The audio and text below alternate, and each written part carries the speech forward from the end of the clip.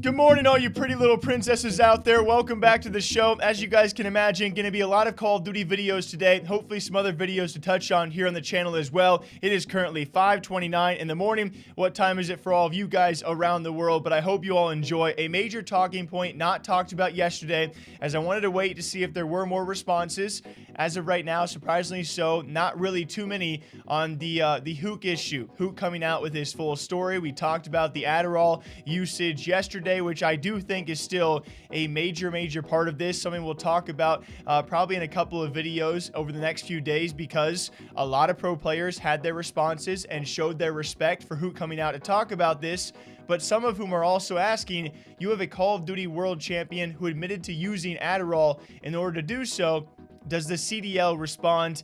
Aches and Zuma had some words on that we'll talk about later, but it was actually Huke talking about as well his time with Dallas Empire and his time so far with the LA Thieves.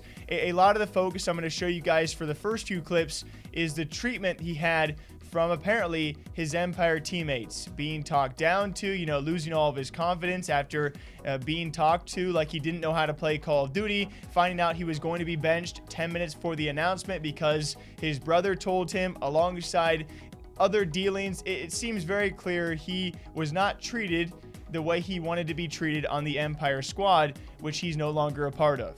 Just getting slandered by your own teammates on a day-to-day basis over time. It didn't feel good. To what it seemed like to me is a lot of it was I was changing a lot as a person, and I can completely understand where they're coming from. So maybe it was weird for them. So a week and a half before I get benched, I get a call randomly, and they're like, okay, or actually I found out from my brother, which is kind of crazy. I didn't even find out from my teammates, but my brother was like, yo, apparently you're about to get benched or something. And I'm like, what? What do you mean? I've been trying to do everything. Or plan. I'm gonna build my trust up so eventually I could start talking about game stuff, because that was my big thing, is I felt like I had no respect on the team that whole prior couple weeks before that, where I said I was getting disrespected and stuff, to where I wasn't even confident enough to speak my piece on the game. And because every single time I did, I was just getting shut down and getting talked to I didn't know how to play Call of Duty. That was my biggest thing, is I was getting talked to I didn't know how to play. And then, I get a call from Ray and Pastro, whatever, and they're like, you got benched. Yeah, we're gonna announce it in 10 minutes. Not a single word from my teammates, not a single word from anyone about anything I was doing wrong. Just benched, without a word. And at that point I kind of took it. I was like, all right, well, clearly I was not in a winning situation. The situation wasn't good for me. All right, I'm gonna move on. That's kind of what was my mindset was, I'm gonna move on, that there's no winning in this situation. I did what I could. But I also, before we get into the heavy stuff and the point that Pac-Man and others have talked about, I wanted to wait to talk about this part, is the more serious part of Huke's story. Let's remember, this is his side, right? We have kind of a response so far from Hastro and the Empire. But when it comes time for players out there, which is very important, just so you know, all right, don't jump to conclusions. This is Huke's side of the story. I imagine there might be other players from the Dallas Empire or the LA Thieves maybe working on their responses, because this situation has only gotten all the more complicated, as Huke did talk about how there was rumors potentially started by a former teammate about him being on psychedelics. What was also, according to him, some players going around to parties and calling and referring to him as Crazy Kyler, and none of his former or his current teammates reaching out to him even after they had either started or bought into the rumor that he was on psychedelics. So clearly, if this is true, what Huke is saying, you have former and current teammates who had heard that you're undergoing some type of crap, right? Something pretty crazy, and nobody reached out. Which, if that is true, that's incredibly bad looking for either side. I felt like we were a really good team, and we were like a unit. That's how we always were, especially last year. We were a unit. We had good communication throughout the whole year. And to really feel like I didn't get, for example, whenever, they were down last year, Illy Ant, it's I saw that they were down, and I sat down and talked with them, and we had this communication. And it was like this year, maybe I was a bit down during stage 2, and no one really reached out to me. Actually, no one did reach out to me and try to lift me up or anything like that. If any, it's one of those things, like, to be a team, you don't want to like shit talk your own teammate, you want to lift them up. So later that night, I find out from a friend, one of my good friends in the community. He's a pro, not gonna name him. He's like, yo, there's this narrative on your name that's been happening, and people are, or one of your old teammates and even your new teammates bought into the story that you are on psychedelics and you need help or something like that. And I was just like, where the fuck did that come from? And I was actually like pissed, because that's not right. For people to really believe that in the pro scene, and no one has said a single word to me about any of that in 2 months. That was my biggest thing. In 2 months. So apparently it was going on for a month or whatever. But no one said a word. Apparently, I don't know. No one said a single word to me. And all it really is because I was making positive changes in my life. Like, I don't do any of that. I don't smoke. I don't do anything. I literally drink water, eat some fruits, drink some water, or all that.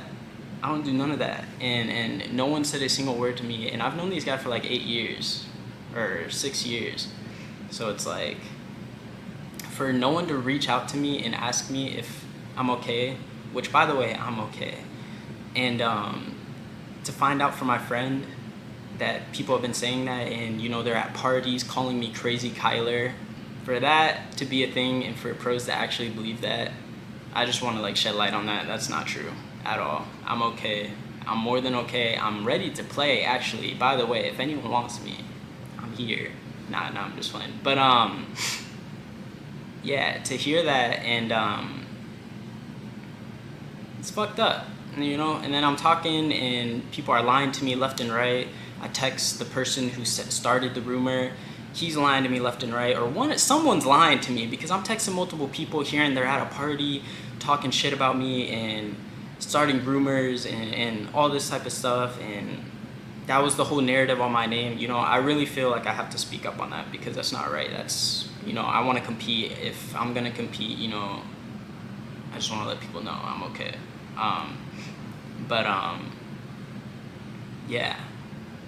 It's fucked up. And basically, moral of the story is, from what I learned throughout everything and throughout this whole last couple months, by the way, it's been 2 months, where everything this has happened, how important it is to be a team. Be on a team who respects each other, because you don't want any, like, for example, I found out some of my teammates were buying into some of the rumors, some of the 100T guys, and they didn't speak up to me about it, but they somewhat believed it.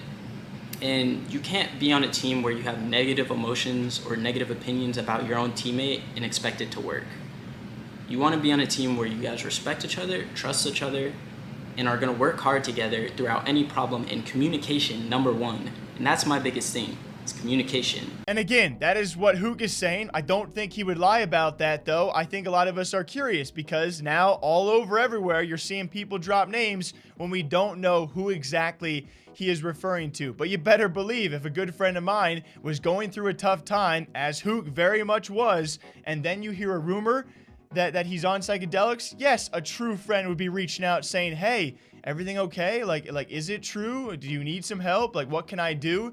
You would like to think that a good teammate would do the exact same thing. But again, that's what Huke is saying. I am anxious to see if there will be replies out there. I think this gets all the more complicated when Huke says this, and he blatantly refers to former teammates at Empire, maybe starting the rumor, if not believing it, and his new teammates on the LA Thieves buying into the same thing and also not reaching out. This being very confusing, because then within an hour of this video going live, the LA Thieves announce, oh, hey, by the way, Slasher's back, and so is Huke on our starting roster. which, yes, I think there's going to be an explanation coming as to why this roster continues to change time and time again. But for me, as a viewer, and I hope, please, guys, tell me I'm not going crazy, I found it so shocking that Huke can say these things about former and current teammates, and then all of a sudden Thieves are like, oh yeah, he's back, by the way, which I think it does make sense, especially for a LAN return. I feel bad for the young guns. I really do.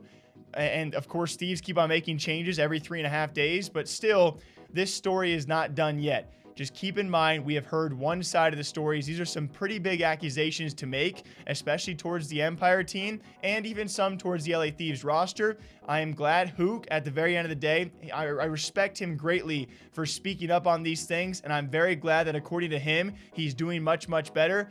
But this has sparked something even bigger than itself. And it's going to be a crazy next few weeks to see the responses out there. It's going to be intense. So I thank you all for watching. What do you think about this part of it?